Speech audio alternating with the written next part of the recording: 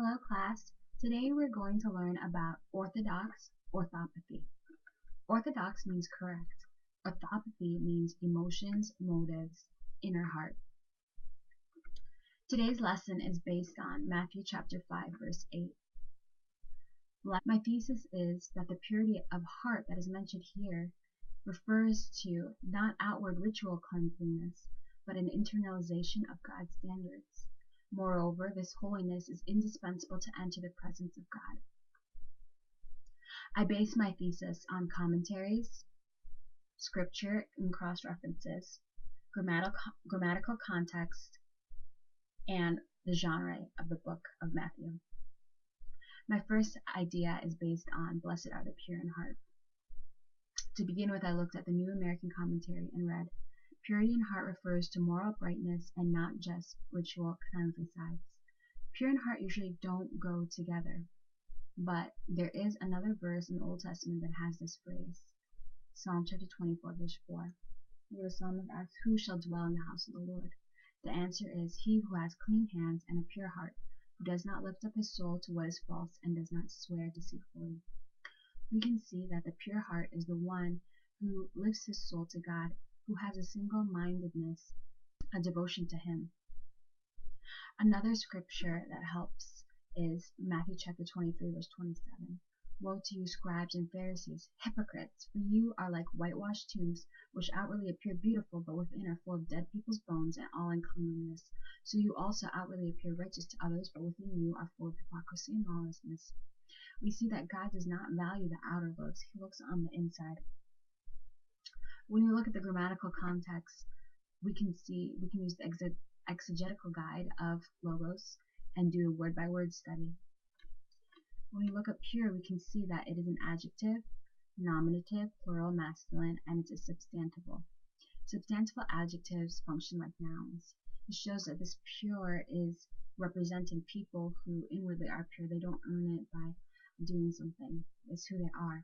And then when we look up heart, we can see that heart means the locus of a person's thoughts, mind, volition, emotions, and knowledge of right from wrong. So it means a clean or guilt-free mind, volition, or emotions, which means correct orthopathy. My next point is based on, for they shall see God. For this one, I also looked at the commentary and saw that it says, holiness is a prerequisite for entering God's presence. Holiness is absolutely necessary to see God. Another verse that shows this is verse 14. Strive for peace with everyone and for the holiness without which no one will see the Lord. It's absolutely necessary to be holy. Later on, after the Beatitudes, Jesus says in Matthew chapter 5 verse 24, I tell you, unless your righteousness exceeds that of the scribes and Pharisees, you will never enter the kingdom of heaven. It's quite clear that holiness is necessary. How is holiness achieved? Once again, the commentary says, the internal cleansing created by following Jesus. By following Jesus, we are cleansed.